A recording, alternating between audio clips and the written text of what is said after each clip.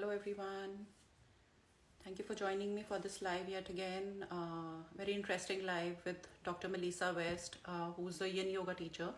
We'll be talking about the autumn energetics with us in this live session today. So I am just waiting for Dr. Melissa to join us, and we'll start the session in some time. So yeah, I see Dr. Melissa there. Dr. Melissa, if you could just send me a join request, I'll let you in. Okay.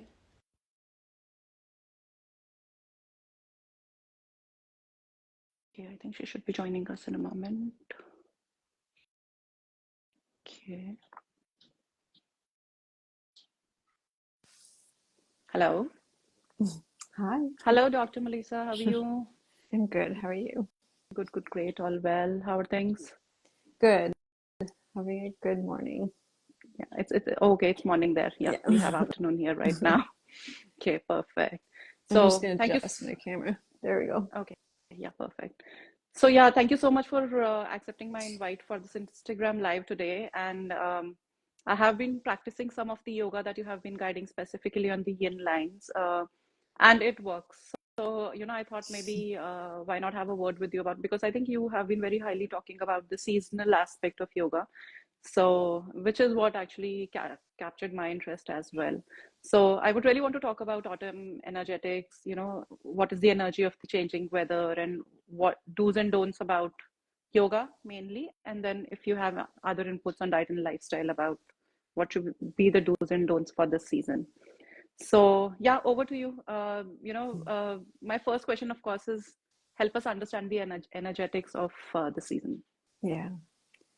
This metal element season, autumn, is probably my favorite season. Um, I don't know. They're all my favorite seasons, Mm-hmm, but autumn is really special because yang begins to descend into yin. It's a really more introspective mm-hmm, season. It's a quieter season. And oh God, it's just such a special season. Last night, the ancestors are so close. Last night, my grandfather came and visited mm-hmm, me in a dream.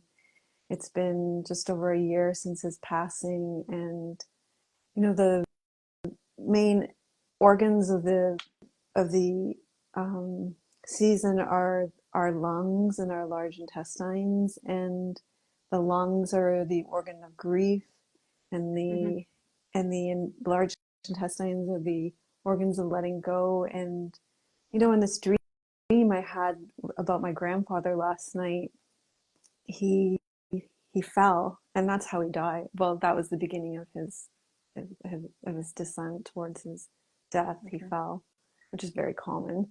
Mm-hmm. And you know, the anniversary of his death is just opens up that portal to grief and loss in my life again. Mm-hmm. He was one of the most important people in my life, and it is just the veil is very thin at this time of year, and our lungs are just such a porous organ too. And so this time of year is a time to reflect back. It is a Mm-hmm. time to reflect on the preciousness of our lives and on the people who made it possible for us to be here too. Okay. All our ancestors, all our teachers, all the golden path Mm-hmm. that led us to who we are and how we are in this life. And So yes, are we saying that this is the time when the energy of grief and sadness naturally may happen to people as compared to other times in the year? yeah, absolutely. This is a time when don't be surprised when grief and sadness come knocking at your door. Mm-hmm. And you may notice it's a time of year when you celebrate the anniversary of the loss of people in your life. I don't know if that's true for you. Yeah, my grandmother also died around this time of year. We also, my mother-in-law passed just recently as well. So it seems like a time when people exit as So well. It's me. I don't know is if it that's true for you in your life. yeah, so is it also the case that the health conditions, so of course there's a dark side and the light side of every aspect. So energetically, when we are trying to associate this time with grief and sadness, physically also the body is really prone and probable to maybe attack to diseases or flare up of conditions which may which may turn up chronic for the people who already have chronic conditions. So is there something in that energetics on the physical side as well? Yeah, well, of course, I mean, I think we like to separate these things out, but Mhm. there are, even in the way we teach, we like to separate them out. Like, well, this is the physical, this is the mental, this is the energetic, this Yeah. is the spiritual, but the emotional body is interconnected with the physical body, Yeah. right? So that's what we're talking about with the lungs right now, being Hmm. connected to the emotional body. And of course, at this time of year, you see respiratory infections coming up more. And so that's very normal. Okay. You get the lungs. Yeah. Yeah. So you start to, it's a good idea to be preparing to look after your lungs and your Hmm. breathing, right? Your lungs. So we focus on breathing more. It's a good idea to be clearing out your nasal passages with like neti pot is a really good idea Hmm. so that you can breathe clearly. Also, just keep um, the bacteria and the infections that are coming in at bay, but just so that you can breathe clearly. Okay. Yeah, because it is a really, the lungs are a very tender organ, right? Tender in that they are sort of like your skin, and Hmm. those two are related. They are your first line of defense Yeah. against external pathogens, right?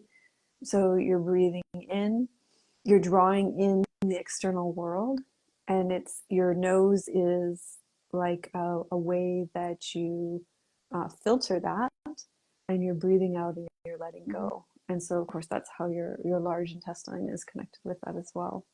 Okay. So on the other side, in the language of movement, how do we connect, what movement practices, or are there any concepts which kind of help us streamline, okay, these are the practices that are an absolute must for the season? I do understand when you say the energetics is very closely associated with our lungs and a large intestine. So I'm assuming, of course, practices, lung practices and your lower abdominal practices are an absolute must for this time. So, but what's your say on that? Yeah. So this is a time of year of slowing down, Hmm. right? And particularly to prepare to conserve energy. So, and that's very important. It's not a time to be rushing. So, breath practice is really beautiful at this time of year. Just simply following your breath in and following your breath out. Your lungs and your large intestine, your lung meridian, it goes along the inside of your Hmm. arm, and your large intestine along the outside of your arm. Okay. So we can also do yin poses that open up our lung meridians, Hmm. right? But knowing too that that can also be kind of activating, right? Hmm. So we want remembering that at this time of year, we really are preparing to conserve our energy. And Hmm. so my students and I talk about this a lot, that yin yoga is the secret sauce to sleep. We use it at the end of the day. I use it at the end of the day, Hmm. and I use it to prepare to sleep.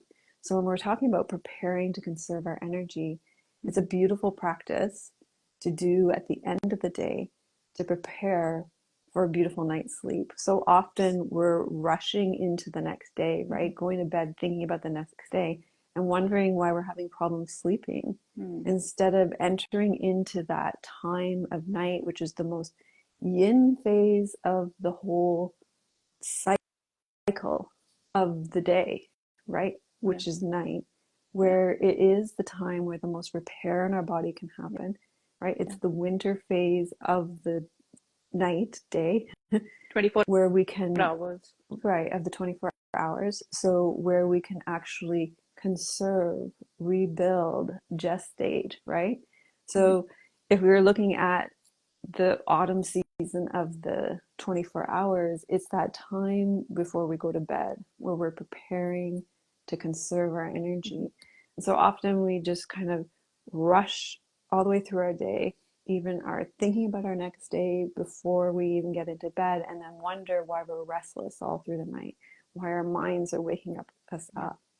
And I think it's a really beautiful to be skillful about the way we approach the conservation of energy, which is so much about what metal element season and autumn is about. Okay. Which So will, when we are, sorry, I'm cutting you there, but another question there. So when we are saying conserving of energy during this phase of the day, which resembles the Mhm, autumn energy, mhm. uh, it's important to keep in mind the meridians as well, like which are resonate with autumn, and then work on those meridians, which naturally are going to be active because this is their season of being active. So, Mhm. or are we talking about total body conservation by maybe doing some full body practices? So how do we make out that? Do we work just on the meridians or the whole body, considering season, external season as well as internal season, also the season of 24 hours? So when I'm practicing before I go to bed, I really focus on the lower body meridians because they Mm-hmm. help me to ground, get into my body. They help to drop my energy down. Mm-hmm. As I said before, with the metal element meridians, the Mm-hmm. lungs and the large intestine, they can be up in the upper body, which is also up closer to our head, and they can Mm-hmm. be kind of stimulating. Mm-hmm. So I don't love the upper body meridian holds Mm-hmm. for the metal element season per se, Okay. because they are kind of Energizing stimulating and and activating. energizing Yeah. and activating. Okay.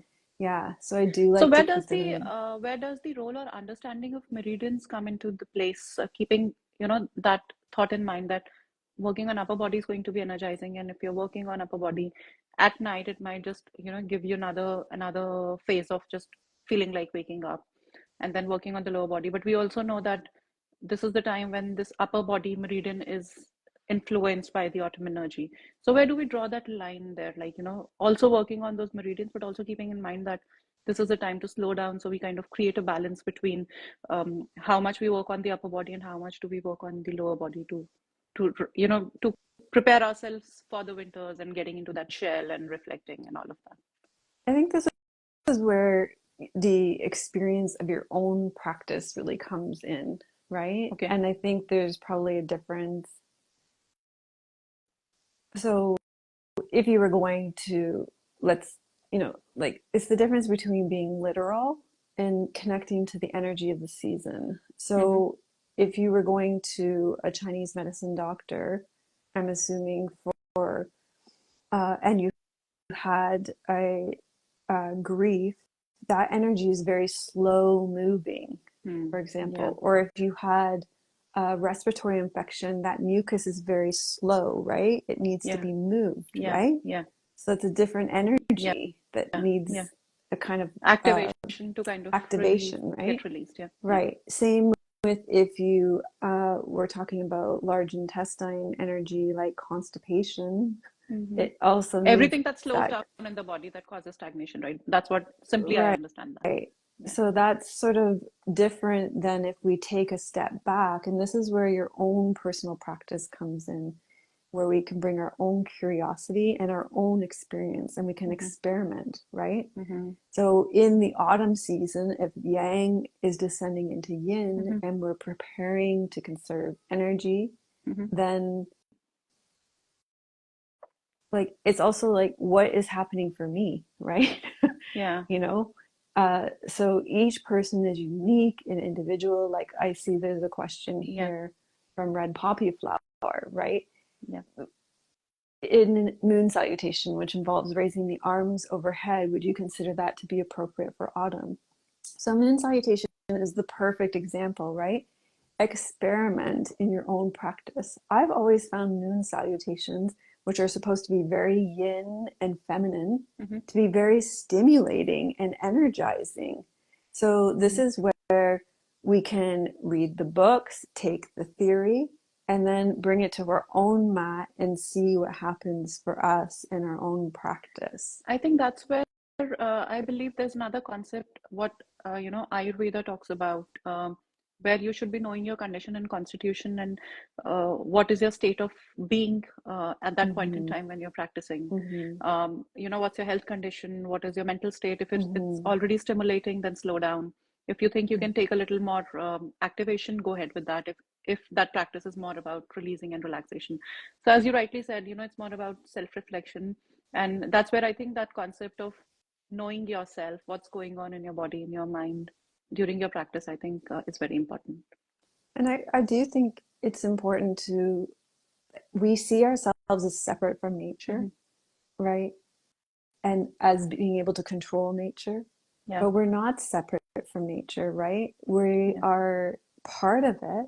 And if we look outside in the seasons right now, the seasons, it's slowing down. yeah. The days are shorter, Hmm. and the leaves are falling from the trees, so there's more space. It's quieter.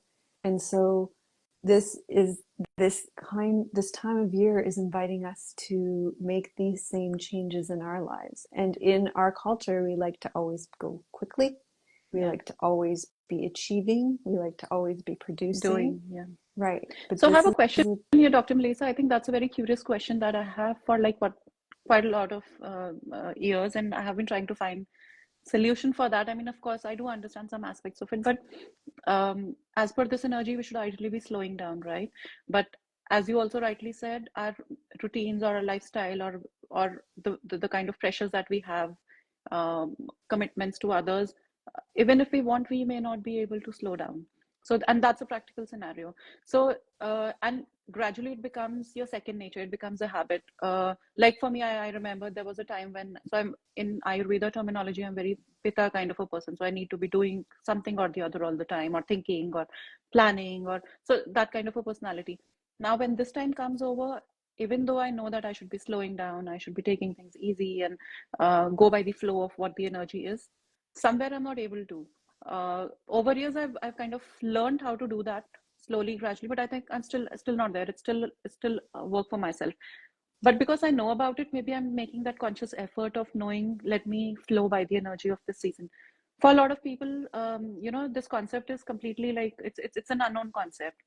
And I think these are the kind of people who might experience a lot of lows, depressive symptoms, or anxiety, or just feeling out of the place during the season, just feeling disconnected with the outer world, because that slowness in the environment somewhere has an impact on your mind, and there's something else going on in your mind which is more active and which is more on the doing side. So from the yogic perspective, specifically because you majorly deal in yoga as well, what would be your suggestions on for such people who want to get onto this journey of learning to slow down, maybe with yoga practices or lifestyle practices, whatever you would want to share. But yeah, slowly getting into that realm of merging themselves with the flow of the energy that autumn stands for. Yeah, I think this is why, and this is a beautiful season because I think that what you're saying is very true. We feel that we don't have a choice, right? We Mm-hmm. feel like we live in a culture where we have financial burdens, financial Yep. obligations. We have our families that we have to look after. We all have to pay our rent or mortgage. Yeah. We have to put food on the table. And these create pressures that make us feel that we can't slow down, right? And then, so I think this is the beauty of autumn season because it's not asking us to make this big sweeping change, right? In autumn, we prepare to conserve our energy, right? It's a transitional Mm-hmm. season. So it's not asking us to jump to the finish line. It's asking Okay. us what can we do to prepare to conserve our energy. So again, why don't we use the 24-hour cycle again as an Mm-hmm. example? We're not going to just like rush right up through our day and jump into bed and expect to fall asleep, right? Yeah. There's so much information on television about our morning on television on social Okay. media Yeah. about our morning routines, Yeah. right? Yeah. But I think even more supportive to us is this transitional time between when we're finished our work and when we go to bed, that transitional time, right? Can we prepare to go to bed, right? So there are lots of things, and can we focus on Mhm. transitional times, right? So Like, what would be those, are we talking of a mindset shift there? Are we talking of some, physical yogic practices that we can use as a tool to bring our mind into that state that we're talking about? Or are we talking of any specific, food practices that can help us reach there? So how are we trying to kind of get into that state from finishing work and sleeping in between that time? Or we can pick up any angle. I mean, it's up to us, like, what works best for you, and you start there. So how does it go? yeah, it's such a good question. Thank you. Thank you. So, um, there are so many ways we can do it. So to start to pay attention to transitions. Hmm. So for example, in your yoga practice, just notice when you come from one pose and you move to another, are you honoring that transition between one pose and the other? Are you Hmm. preparing for how you are going to conserve your energy Hmm. from one pose to the other? We sort of look at these spaces in between as non-events, right? And Yeah. rush to get to the next Yeah. one. But Yeah. we all have the freedom, no matter how busy your life, no matter how many obligations we have, we all have the freedom to choose how we're going to be in those spaces, right? Yeah. Something as simple as you go from your kitchen to your bathroom, what is the pace Hmm. with which you are moving there? Are you rushing from the kitchen to Yeah. the bathroom? When you are at work and you're going to your break, are you moving quickly or slowly, right? When you speak, are you speaking quickly or slowly, That's right? beautiful. When you Being breathe, mindful of everything that you're doing, just observing yourself, being a witness there. right? Yeah. Mhm. When you breathe, you can, in autumn, it's about letting go. So can you follow your breath out? We all have the freedom to follow our breath, right? Can you Yeah. really follow that breath out and really savor each breath out, right? This season is about honoring the preciousness of our lives. If we didn't have our breath, we wouldn't have life, right? True. This is a beautiful thing to be able to follow each breath out. Each breath out can be a letting go of that habit of rushing Okay. to really Okay. That's fine. relax. Mhm. Perfect. No, but I think that that's a great starting point, and it's I think it's more about being mindful of the most basic requirement that your body has for survival, which is your breath. Mhm. Right. Mhm. Mhm. Great. So, okay, Dr. Melissa, my next question is, according to TCM and Yin philosophy, okay, we've discussed that, like what are the meridians? So, keeping the meridian philosophy in mind, what, according to you, this season has the potential for to heal in a person who may have specific kind of health concerns? Or do you think this time is not conducive for healing? This time is just conducive for preparing to heal and get into that stable season of winter and then focus on healing. So, what should be the approach during the season? Overall, from the maybe from dietary perspective, from healing perspective, you call it, or from the perspective of operating our own selves and knowing that okay, the season for me is meant to do this, and let me focus on this. And once I reach there, which is more of a stable season, I'll put my energies into doing something that I really want to do, which may maybe more about activation and maybe taking ahead your exercising goals and going intense with that, or your dietary practices going more intense with that. So how do we approach the season in terms of our way of life? Yeah. Mm. Beautiful question. Thank you. Thank you. Yeah. So this there's there's so many layers of answers to that. Again, we can look at it emotionally, we can look at it physically, we can look at it spiritually. Um, so this season is a season where you're going to focus on let's focus on the large intestines because we haven't focused on them as much. So it's a season of Yeah.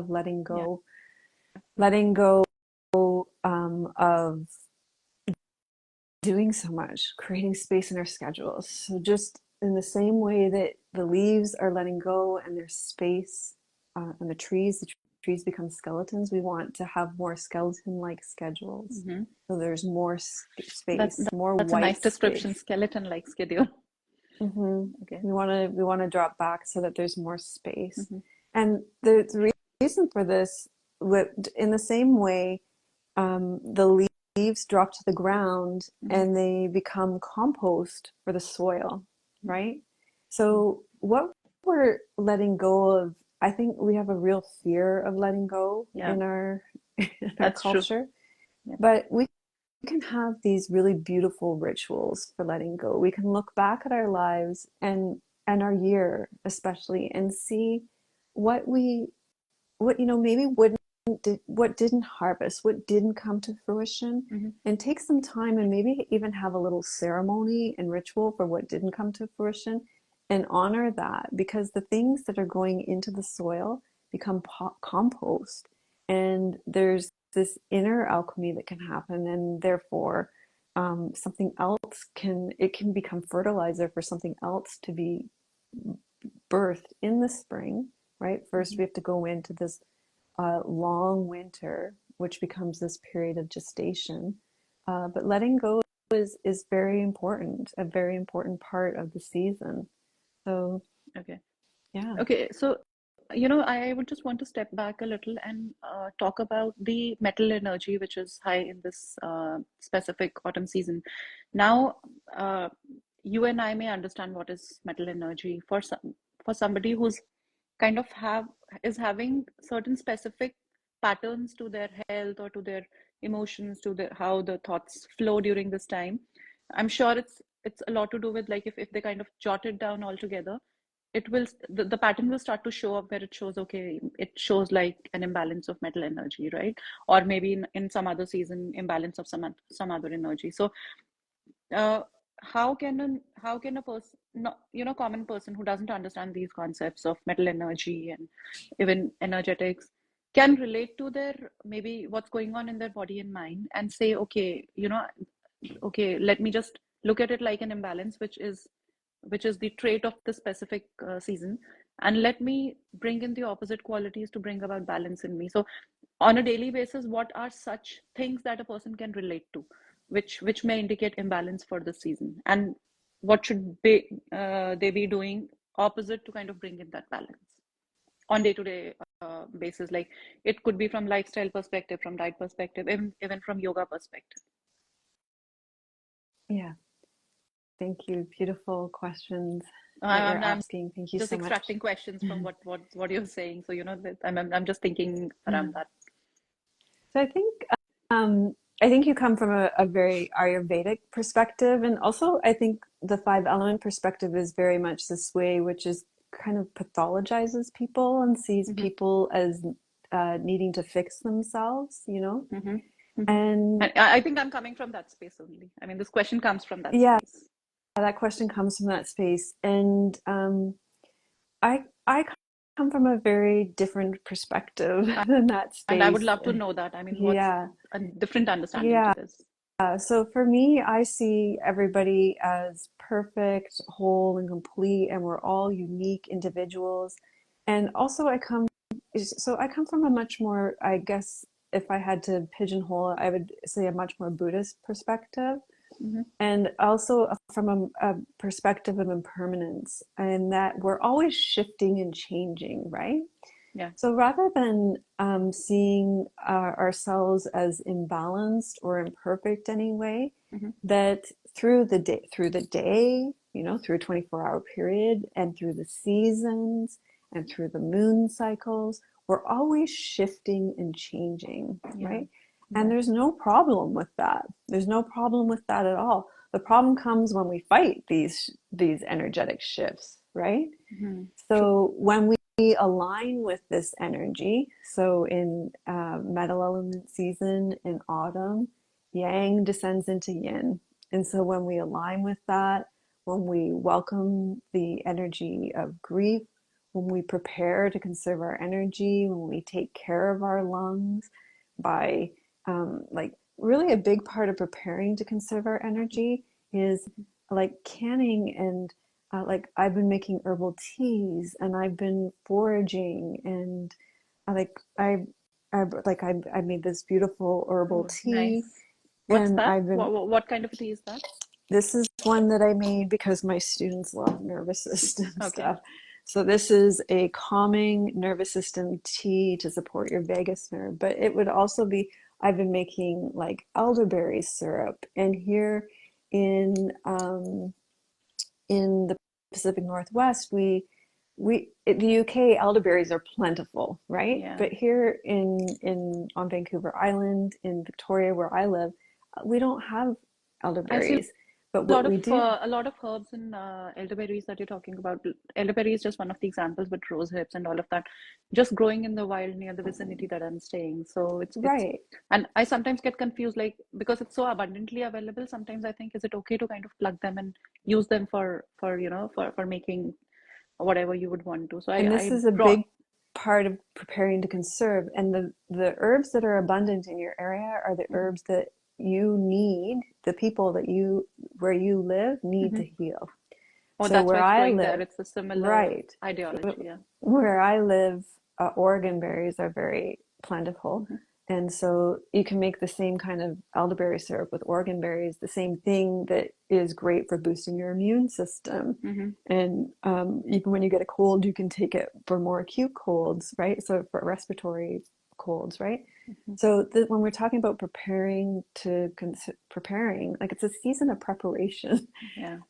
for winter because in winter everything's dead. We Yeah. still have a little bit of time left. Um, yeah, and so whatever medicine is available, and certain plants will call to you, right? Yeah. And so these ones I picked fresh and then I've dried them Oh, you and I'm dried going it? to make, Amazing. What's yep. that? These ones are rose hips, like you Oh, said, even I rose have a hips. lot of rose hips. Yep. How do you dry them out? Because I got some, but they just got spoiled because I couldn't understand how do I go ahead with using them. Yeah, I got a dehydrator Oh, on Facebook you oh, Marketplace perfect. for very Perfect. inexpensive, Yeah. and I dehydrated them, and I'm gonna you could I've been meditating with these by making I make a tea and then I Hmm. meditate with the tea, So do you and then powder them or do you use it like raw? just using them whole, Okay. and then I'm gonna make some facial serums with Hmm. them. Like Nice. there's so much you can do with them, and these are one of the things that tempers metal element season is um, fire. It, like metal can be very kind of about like it is literally like a knife or a shovel, Hmm. and fire softens. And rose hips are great for the heart, right? So it brings a Hmm. softness to this season.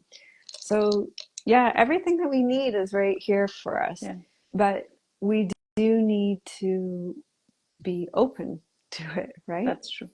Yeah. That's great. So nice talk about herbs. That's altogether a different topic to discuss for sure. Hmm. So But it coming isn't back, different, right? We're part of it. yeah, And we for think, I think we've been conditioned to believe that we need to buy everything, pay for everything, and yeah, everything needs to be expensive. And it doesn't, what we need, our ancestors have taught us. yeah, And you and I come from very different ancestries, right? yeah. I come from a Celtic ancestry, Hmm. and I we have different medicines yeah. from our ancestors that we have learned and have been passed down from us, and we can tap into these, and they can keep us healthy through the whole Yeah. year. Right. So, what I meant was like, uh, for the purpose of this session that we're talking about, it was majorly like yoga and diet and lifestyle all coming together. So, but each aspect can be picked up and talked about in depth in its own way. So, coming back to again back to yoga. So we are majorly boiling down onto this idea about keeping our lungs healthy during this time, keeping our large intestine flowing during this time to just let go. What would be some dietary tips that you would want to share and yoga tips, or maybe some yoga practices which can strengthen these two organs? Um, For lungs, I think simple breath practice, and I think it goes very underrated, Yeah. but just breath awareness. Sitting, following your breath in and following your breath out. If you just did that, the Is there any whole, minimum, is there any minimum time frame that you should be, how long are people doing staying? their breath practice already? Like, let's start with Hardly five any, minutes. hardly any, Right. yeah. I know Yeah, we will all want to do these really fantastic, asanas. right. We want Yeah, it to be fancy. yeah. We want it to be like, I see, if you were to put breath awareness on social media or in a class, it would get glossed over because it looks like nothing is That's happening. right. The whole practice can unfold by following your breath in Hmm. and your breath out. The whole practice. So That's true. So it's I kind know of it a doesn't sound foundational, fancy. It's it's foundation to absolutely whatever you're doing next. foundational, Yeah, and it can take you all the way. exactly. I So follow, absolutely agree to that. yeah. Yeah. So I mean, your practice feels different even when you're following flow on the same day during the same hours. When you start, you see a lot more stiffness, and gradually you see how you just start to melt in that practice, and your muscles become loosened. And the more you breathe and inhale and exhale, the more you're able to, create space and expand yourself. yeah. So if you aren't doing any breath awareness, start with 4 minutes and then add a Slowly. minute. How much you do then is up to you. Yeah. Perfect. Yeah. Perfect. So Yeah. yeah, okay, breath practices is one thing definitely for the lungs, which we all know. Anything that you think which is so very common that we should be knowing and we should be doing even if we know we are not doing it, apart from breathing practices, of course. So that was for the lungs. For large intestines, I think twist, right? Abdominal twists. Abdominal twist. And also, I think one thing that gets left out when I'm just thinking about yin specifically right Yeah, yeah, now, that's right? where I'm seeking some answers on. I think one of the where we get tripped up, like constipation, actually, because it's a drying Yeah. season, all the wind, um, and so constipation kicks up in this season. Hmm. So um, I think that constipation is because tends to be because we're trying to control life and tightening our grip on life. So really, Controlling, not letting go, holding. I mean, right, those emotions right, getting stuck. yeah. So when it's a terrible thing to say to somebody to relax, but to I know. give yourself more space for relaxation practices. So a lot of what we've been talking about, right?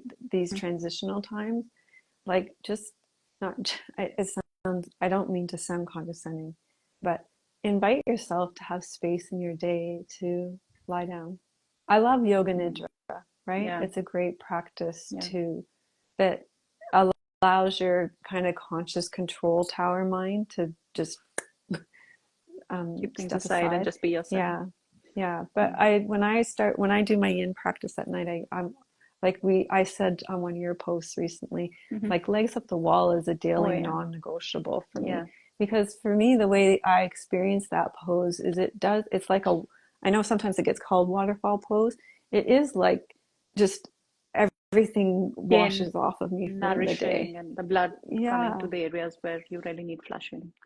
Yeah, yeah, but more than that, it's like it's just the day falls off me, Hmm. Like all the tension falls away. Yeah, so there's Yeah.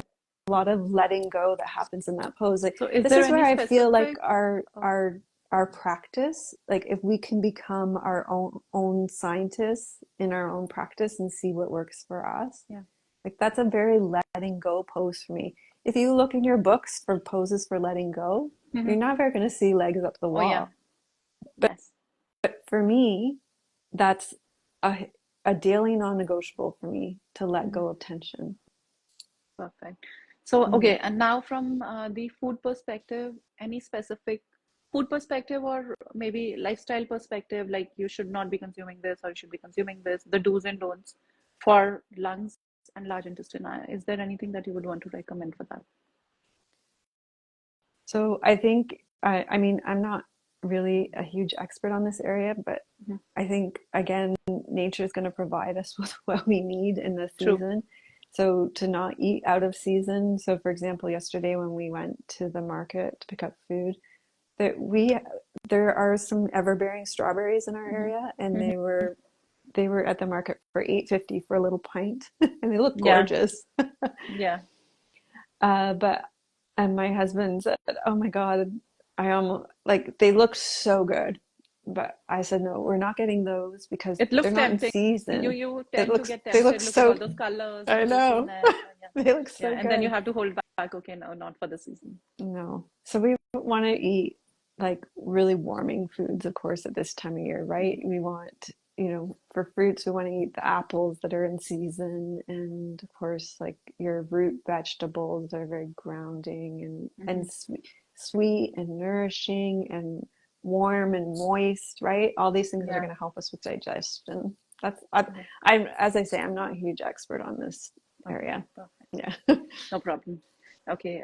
Okay. So my last question to you would be, I want to really take it from the practical aspect of how people look at their health or well-being or whatever their health goals are, irrespective of what season we are in. So for, fitness enthusiasts, like the people going gymming and doing all those intense practices, and if even if somebody is wanting to go for a weight loss or just for the fitness purpose, and people who practice fitness practices in the fitness field are really particular about what they want to do. So day and night does not matter to them, seasons do not matter to them. It's like everyday practice without fail. Um, and they may kind of, even though the season demands to go slow during this time, they may go against all those concepts, and somebody's gymming will go ahead and do gymming for 1 hour or 45 minutes and do the intense practices. Would you recommend this way of life? If not, do you think it can, maybe not immediately, but there could be some impact of that intensity, which it doesn't resonate with the season? If yes, in what forms it may show up? Yeah, thanks. Good question. So, um, I don't know if you know, or you may know, my background is in fitness. Oh, yeah. Oh, Yeah, amazing. I started as like, I've been teaching yoga for over 23 Wow. years. Wow. Prior to that, I was teaching Pilates. Prior to that, I was teaching like Oh, old-fashioned, that's amazing. like I aerobics, wasn't aware of that. spin. Perfect. I So you've was been into teaching all those step. fitness. Yeah, I was teaching like, Great. grapevine, step, touch, Wow. knee up, like all that stuff. Uh-huh. Yeah. Also, I'm a postmenopausal woman. Uh-huh. I love weightlifting. I weightlift several, like, and heavy. So that's like I the wait, way you use the weights, or do you kind of practice yoga, which kind of I, itself exerts your own body's pressure? I lift heavy. Uh-huh. Bar on my back, squats, Wow, deadlifts, that's amazing. the whole thing. So, and I do that year round, and I've been doing that for several years. So I'm familiar with this world. Hmm. And there's a rhythm in the seasons to this kind of, um, uh, I'll speak about my weightlifting. Hmm. So in the spring and summer, it really picks up for me. Hmm. I will, I will lift 4 to 5 times a week, and I will have the energy for it. But at this time of year, it slows down. I lift around 3 times a week, and I go outside and I walk more, Okay, you and still I do it, but you practice try to yoga. bring about that balance with other I don't calming practices, maybe. try, my own body just slows down. And anybody who is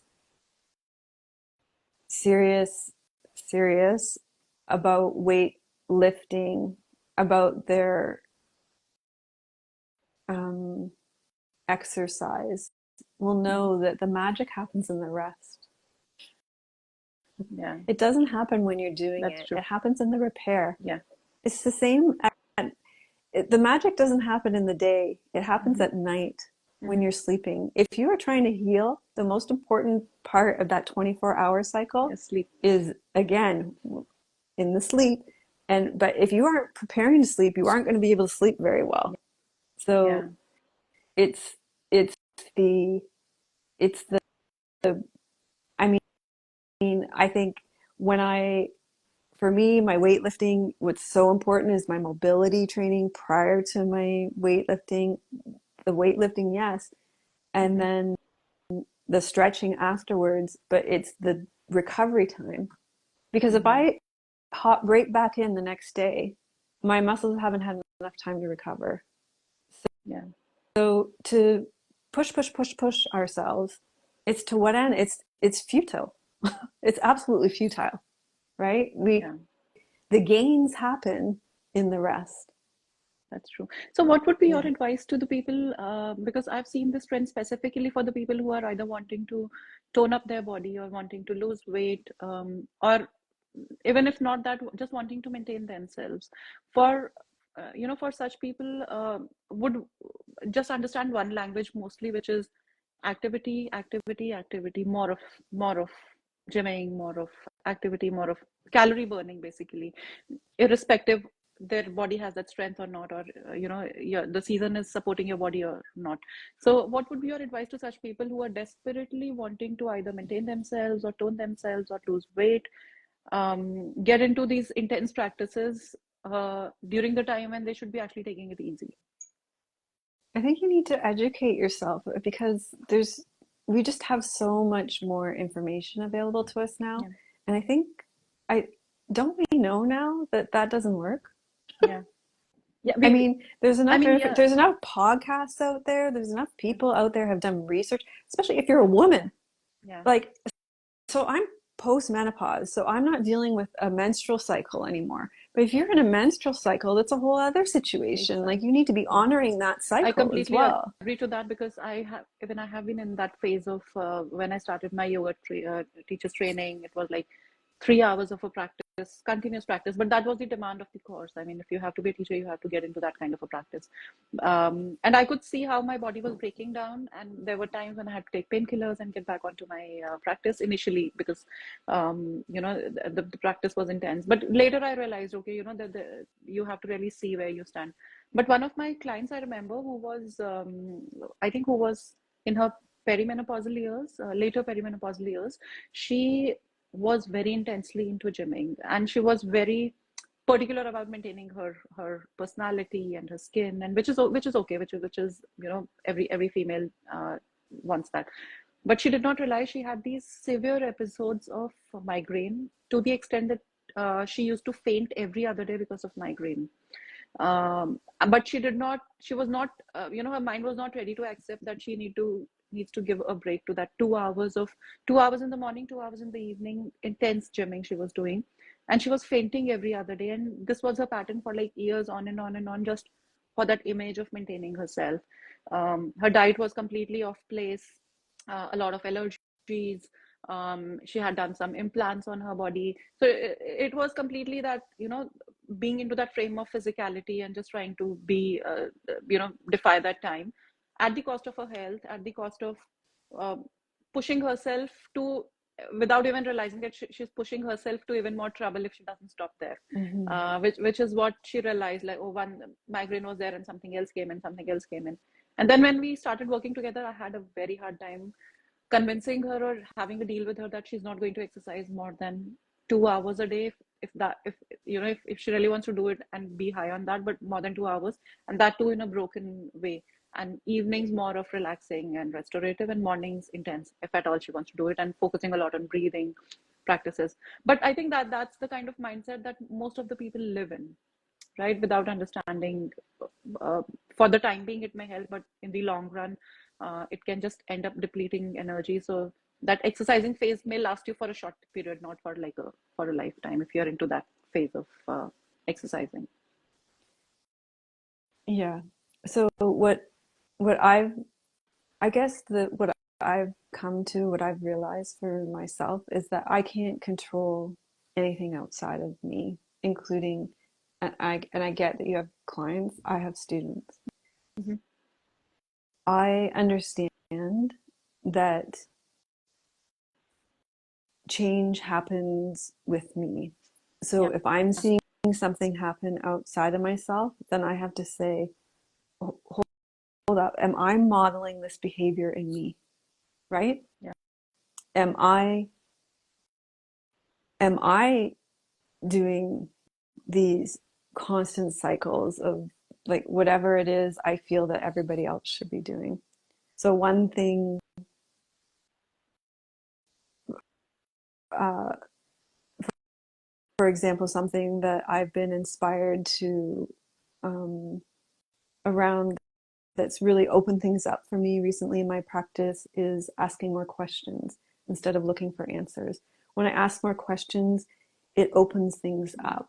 It expands my Self-inquiry, the consciousness. idea of Right, self-inquiry. Yeah. curiosity Yeah. versus, uh, and it came out of a frustration that my students don't ask me questions, Mm-hmm. right? But I said, hold up, am I modeling asking questions? Am I Mm-hmm. asking questions? Mm-hmm. And it's turned into this beautiful practice of asking questions. Am I asking beautiful questions? And it's changed my life Yeah. because now my consciousness has expanded so much. I could have waited my entire life for my students to ask questions, Yeah. but it's not up to them, it's up to me. And this happens all the time in my life, right? Yeah. So this No, that's is, beautiful. I think that's where you get to the depths of anything that you're wanting to do. Questions is the key to right questions is the key to getting the answers. Even knowing that, what are you seeking, it all starts with the questions, and answers is just an outcome of the questions, for sure. hmm. Perfect. So, okay, Dr. Melissa, I think we are about to kind of come to the end of our session. Anything that you would want to add on? Any question that you think should have been discussed here, which I may not have asked you? Anything that you would want to kind of end the conversation with? No, I think you are so thorough in your in your questions. They're very beautiful questions. Thank you so much. I just want to thank you for all the beautiful work that you are doing in this world, working with your clients, all the beautiful posts that you put up on social media. You're just doing such beautiful work in the world. You're living in, I think, are you still in Toronto? Yes, I am. Yeah. Not So in doing, Toronto. I'm in near Toronto. I'm in GTR area. Yeah. yeah, you're in the Greater Toronto Yeah. area. So doing such beautiful introspective spiritual work in a very big city that really needs you. So, I thank don't know you. what kind of people seek, what we do, frankly, because I see a lot of superficial way of life, and just people relating to this, to their upper layer. That's all. It's rare you find people where they really want to delve deeper into what's going on, whether or not they're ready to change themselves. And so it's definitely, it doesn't come easy, but yeah, I think I believe I'm made for it. So I just keep going and doing stuff. Yeah, you're really in the trenches in the Toronto Mm. area. You really are because it's a very ambitious city, Yeah, and their god is money in that city. that's true. And so, but you, as a Pitta, are a very ambitious person. So I just love, you really, I mean, you love a good frankly, challenge. I love good challenge. I love bringing about all this information, even if it is a small piece of information, but or different modalities. But I just love talking about Eastern medicine, whatever belongs to the fraternity of Eastern medicine. I love talking about that and talking to such people who are into the same zone. Yeah, and you're doing a beautiful job of spreading such a beautiful lineage to a culture that's very much in need. So I just really want Thank to you so thank much, you, and I think acknowledge it you, and equally appreciate that goes for you. equally same for you, I must say. I mean, we all are doing the same work, I must say, in our area of learnings and expertise, for sure. Great. Thank you so much, Dr. Melissa. I think it was a wonderful session, yet again, and all the best. Yeah, And for the people who are listening, just go back and look out for Dr. Melissa's book. She has an amazing book on. If you yeah. just want to talk about your book, I think I am very highly looking forward to have the book soon. Did I not send you at least an electronic copy of it? No, I don't think Okay, I'll I get have that. um Send me your email. I'll get Tim to send you Perfect. Thank a you so copy much. of it. Yeah. Perfect. So this is my book. It's called Five Element Yin Yoga. It's all color coded for the Mhm. seasons. So Oh, wow. the metal element season is the white season. So we've been talking about that mostly right now. And we'll be going in winter, we're going into water element season. My husband is a photographer. He has so many great connections Perfect with synergy. people here. And I'm so proud of this book, of the really wide representation of people that we showed in the book. Mhm. And yeah, um, it's a beautiful book, and it really allows you to flow between the seasons and connect to yourself energetically, spiritually, emotionally, through yin yoga, which, it really is that secret sauce for your before bed practice. I practice it every day before I go to bed, and it really lets me sleep soundly at night. And um, yeah, I have tons and tons. We just released episode 709 Mhm. today. So Oh, we yeah, you have, have a lot of content on YouTube. A lot of. yeah. So It's amazing. if you just search Melissa West Yoga on YouTube, you can find tons of full length yoga videos, including yin, but the most popular right now is Yoga Nidra. So, they can support you in resting more. Mm. People want to rest more. Yeah. It's a big need, and people, I think, recognize that they want to rest more. So there's a lot there, and it goes back it goes back 15 years now. So there's a real variety. So when I started, it was a lot of hatha yoga, And but congratulations to you. That reminds me, it's 15 years of your YouTube channel, I think you 15 just completed, right? years of That's YouTube amazing. this That's autumn. amazing. Yeah. That's So amazing. yeah, there's so much there for you. And it's true, it's not just mine. If you don't like my style of teaching, there's I there's know go find it's somebody it's else. about Yeah, knowing there's that a practice. there's a smorgasbord of practices. Find somebody you resonate with, and and immerse yourself in practice, because we do need to connect with the rhythm of the seasons and pull ourselves away from, we're using this for good right now, I think, Yeah, but so much time, our attention is being pulled into a swipe and a dopamine hit. And yeah, I think we can pull ourselves out of that into something so much more powerful. There's so much more within us that we can access. So yeah. great. Thank you so much, Melissa, Yeah, thank for joining me you for your today. time. And all the Thanks for the best to you. invitation. Thank you. Yep. Okay, Bye. bye.